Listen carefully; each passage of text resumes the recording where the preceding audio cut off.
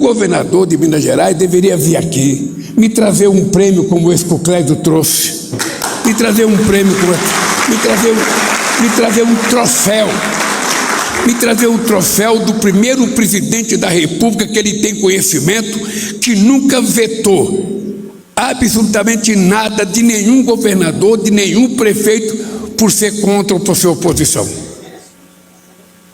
Se ele tivesse, você poderia mandar um para ele me entregar, porque o que nós fizemos para os estados que não pagavam dívida, talvez só Jesus Cristo fizesse se ele concorresse à presidência da República desse país. Porque essa é uma escola de vida que eu tenho. A primeira coisa que eu fiz quando ganhei as eleições foi chamar os 27 governadores de estados aqui no Palácio para dizer o seguinte: eu quero saber quais as obras importantes que vocês têm. E foi por isso que nós produzimos o PAC, com investimento de 1,7 trilhão, com as obras que os governadores colocaram no PAC. Não foi uma obra inventada pelo Lula, não foi uma obra inventada pelo chefe da Casa Civil ou pelo Renan, não. É uma obra que eles disseram, as principais obras que nós precisamos tomar essas, e nós então colocamos no PAC. Pelo menos isso deveria agradecer, pelo menos isso.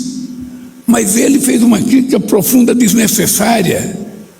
Eu vou relevar isso porque o papel do presidente da República, num ato como esse, não é falar mal de ninguém, mas é falar bem do que está acontecendo aqui. Eu não sei se vocês se lembram que eu disse ao Brasil inteiro que eu queria voltar a ser presidente da República, primeiro, para que a gente pudesse colocar o Brasil na normalidade democrática. Para acontecer o que está acontecendo aqui. Sem nenhum pudor, sem nenhuma cobrança. A gente tentar construir parceria com os empresários. A gente tentar construir tudo o que a gente puder fazer para que o povo brasileiro possa ser beneficiado. E por isso, eu disse essa semana que 2025 é o ano da entrega. Por isso eu disse esta semana que o meu governo trabalhou 2 anos. 2 anos, muito, mas muito trabalho. Essa história de que o Rio e o Renan ficaram ontem até 11 horas da noite, não foi no bar tomando uísque. Não foi em nenhuma balada discutindo qualquer coisa. Foi aqui discutindo como é que a gente vai entregar as coisas que nós prometemos antes das eleições. E eu fiz uma reunião segunda-feira com todos os ministros desse país, para que a gente soubesse o seguinte: agora eu quero saber quando é que a gente vai começar a colher, a partir desse mês, aquilo que vocês plantaram. E posso dizer, companheiro Renan, com uma experiência de presidente da República mais longevo desse país, só estou perdendo por Getúlio Vargas. Eu já fui presidente 8 anos. Deixei este país com a economia crescendo 7,5%, o consumo crescendo a quase 13% e o nosso PIB crescendo muito. Muito melhor, e vocês se lembram. E eu posso dizer para vocês, nesses 2 anos, o nosso plantio já foi maior do que eu fiz nos outros 8 anos. O que eu vi esses ministros me comunicarem, que estão prontos para entregar, eu jamais, e duvido que algum governo, em qualquer lugar, tenha feito em 2 anos o que nós fizemos. É muita coisa.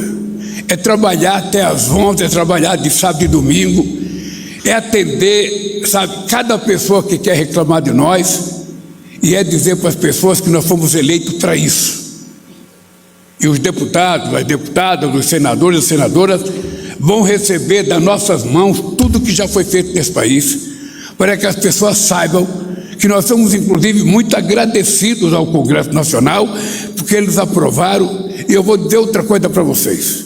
Quando eu tomei posse, muita gente perguntava como é que o Lula vai conseguir governar se ele tem um Congresso Nacional majoritariamente contra ele. Então, eu vou dizer para vocês uma coisa. Nem Sarney nem os militares, nem o Fernando Henrique Cardoso, nem o Collor, nem o Lula no primeiro mandato, nem o Bolsonaro, nem o Itamar Franco conseguiu aprovar em 2 anos a quantidade de coisas que nós aprovamos em apenas reforma tributária.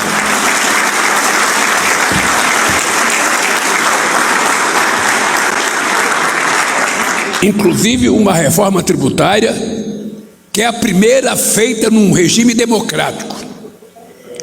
Porque é muito fácil você fazer uma reforma tributária se você vive num país em que não tem internet, em que não tenha jornal de oposição, em que não tenha empresário de oposição, em que não tenha partido de oposição, e que não tenha sindicato fazendo oposição.